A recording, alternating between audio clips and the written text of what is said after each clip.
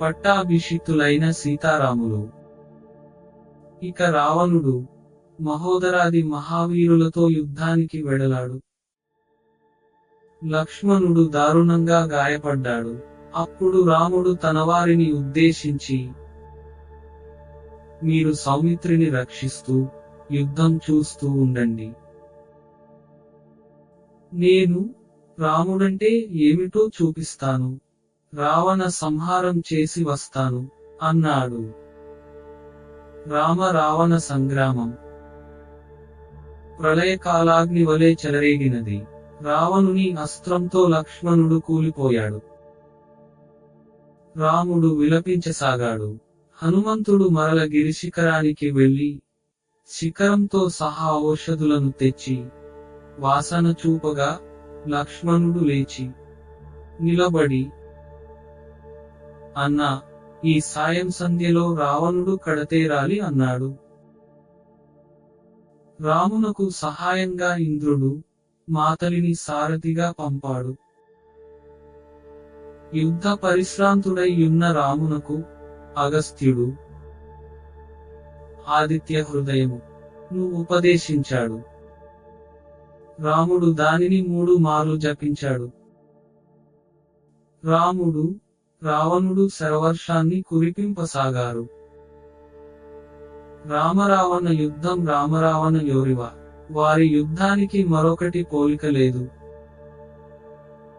అని దేవగణాలు ఘోషిస్తున్నాయి. రావణుని తలలు తెగి పడుతున్నా మరల మరల మొలుస్తూనే ఉన్నాయి. రామ, ఇలా కాదు, బ్రహ్మాస్త్రాన్ని సంధించు అని మాతలి అన్నాడు. రాముడు సంధించిన బ్రహ్మాస్త్రం నిప్పులు చిమ్ముతూ రావణుని గుండెను చీల్చి తిరిగి వచ్చి రాముని అమ్ముల పొదిలో చేరింది. రాముడు ఎరపెక్కిన కన్నులతో శరదలిత దేహంతో కోటి సూర్యుల ప్రకాశంతో ధనుస్సును నేల కానించి మరో చేత బాణాన్ని త్రిప్పుతూ వీరశ్రీబంధురాంగుడై త్రిదశపతినుతుడై శోభిల్లాడు. సకల దేవతలు రామునకు అంజలి ఘటించారు. అనంతరం రాముని నిరాకరణతో కృంగిపోయిన సీత అగ్ని ప్రవేశం చేసి తన ధర్మనిరతిని లోకానికి నిరూపించింది.